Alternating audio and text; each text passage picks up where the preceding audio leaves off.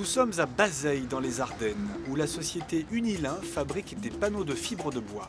Ceux-ci sont destinés à des clients industriels qui peuvent ensuite les laquer, les imprimer, les revêtir, les stratifier ou les mélaminer.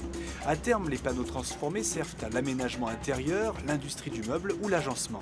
Pour fabriquer ces panneaux, l'usine reçoit chaque année 850 000 tonnes de bois. Il ne s'agit pas de troncs, mais uniquement de branches et de parties destinées à être fragmentées pour la fabrication de produits dérivés. Du bois dit de trituration. Damien Renaud est directeur de production chez Unilin. Il nous présente le processus de fabrication du panneau de fibre.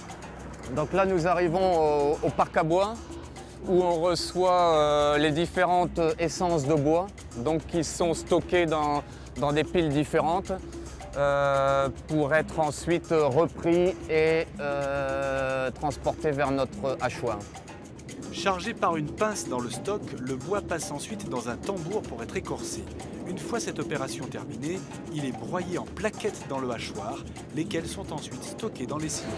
Donc nous arrivons ici dans l'atelier des défibreuses.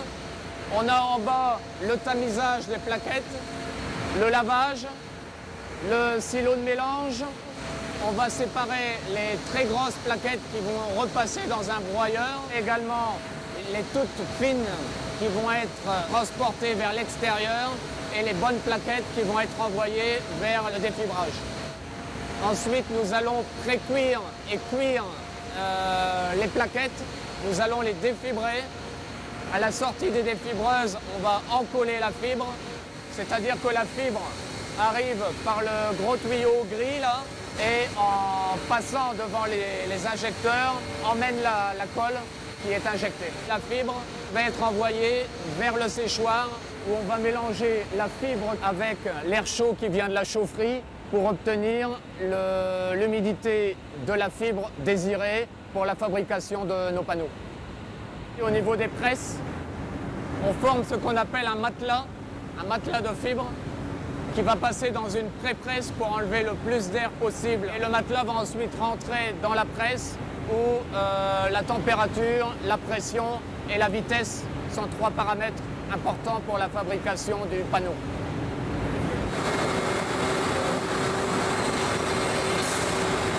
Donc ça c'est le produit fini, donc une épaisseur de 9 mm qui ne reste plus qu'à être refroidi et scié. Toutes les 3 heures, des échantillons font l'objet de nombreuses vérifications de résistance et mesures de caractéristiques mécaniques.